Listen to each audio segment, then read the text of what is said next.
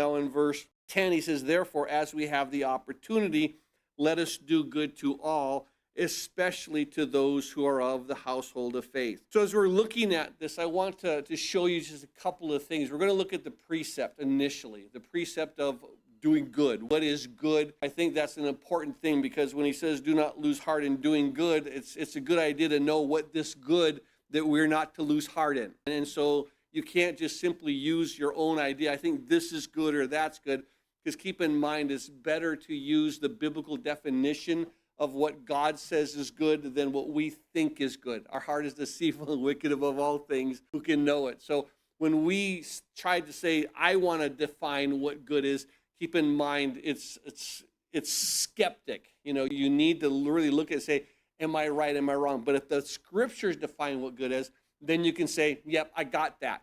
So we're going to look at the precept first. After we look at the precept, then we're going to look at the problem. The problem where in verse 10 it says, let us not grow weary. There is a problem that sometimes as we face, that when we're trying to do good, and we're trying to do good, and we're trying to do good, you do it day after day. You do it week after week. You do it month after month. You do it year after year. And eventually it's like, I'm tired. This isn't easy. And so when you look to the ministry, to what good is, and you look to what God calls us to do, which is good, and eventually what happens is this, we sometimes feel like, I'm not getting the response. I don't think that I'm getting the fruit that I should be getting. I don't think that it's where, you know, what am I doing here? And is it really paying off? And why am I doing all this good?